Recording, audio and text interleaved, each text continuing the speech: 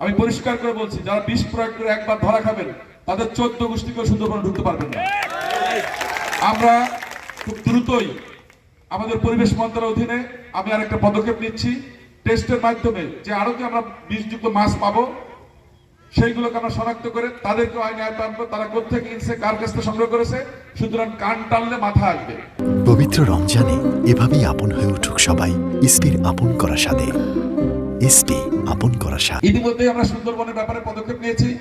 যারা ঢুকবে প্রত্যেককে আমরা ফিঙ্গারপ্রিন্টে ঢুকবো। কেউ যদি কোনো অন্যায় করে তার ডেটা থাকবে, সুন্দরবনের কোনো জোন থেকে এসে প্রবেশ করতে পারবে না। সুতরাং আমরা সুন্দরবনের তথ্যপত্র আপডেট করছি। জলবায়ু পরিবর্তনের যে ফান্ডগুলো আছে, আমি চাই মোংলাতে আমি গত পরশু তথ্য নিয়েছি পৌরতে, ওখানে একটা টিউবওয়েলের জন্য আমি চেষ্টা করছিলাম, কারণ ইলেকশনের আগে এক মহিলারা পানি নিচ্ছিল, তখন আমি ইউনো মহোদয়কে বলছিলাম। তো তারপরে অনেকবার আমার সাথে যোগাযোগ করেছে। ওখানে দেখা যাচ্ছে 20-25 জন লাইন দিয়ে দাঁড়ায় থাকে একটু পানি ছাড়ে 5 নম্বর ওয়ার্ডে, এই ঘাটের কাছে আর কি। তো আমার খুব খারাপ লাগছে, তখন আমি কয়েকবার উদ্যোগ নিচ্ছি, কিন্তু আসলে প্রাকৃতিক যে বিপর্যয় সেটার বাইরে তো আমরা কেউ না। এখানে আমি চাইছিলাম তাদের একটা টিউবওয়েল দিব বা ই করবো, কিন্তু এটা সাপোর্ট করছে না। আসলে নদীর এপারে কোথাও টিউবওয়েল সাপোর্ট করছে না।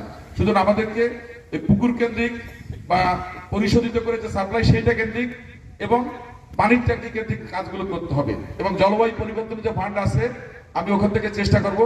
আমার এই শুধু আমি তো এখন শুধু রামপাল বাংলার না, কিন্তু আমি আগে এমপি ছিলাম রামপাল বাংলার, কিন্তু এখন মন্ত্রী কিন্তু বাংলাদেশের, গণপ্রজাতন্ত্রী বাংলাদেশের, সেটা আপনি খেয়াল রাখতে হবে। সুতরাং আপনাকে আমার এই কক্সবাজার থেকে শুরু করে একদম খুলনা বা সাতক্ষীরা পর্যন্ত এই কোস্টাল বেল্টে যে জনপদগুলো আছে সব মানুষের জন্য সুপ্রিয় পানি, নিরাপদ আবাসন, স্যানিটেশন, এইগুলো নিয়ে আমি কাজ করব। এবং অলরেডি মন্ত্রণালয়ে আমরা ছোট করে বৈঠক করেছি। আমাদের সচিব মহোদয় সহ যারা আছেন ওনাদের সবাইকে বলেছি। প্রথমে অবদার কথা বলা হয়েছে, আমি মনে করি অত্যন্ত জরুরি। আমরা চেষ্টা করব যত দ্রুত সম্ভব এটাকে সার্ভে করে কিভাবে বাস্তবায়ন করা যায়, কারণ আমাদের প্রাকৃতিক কিছু সীমাবদ্ধতা আছে।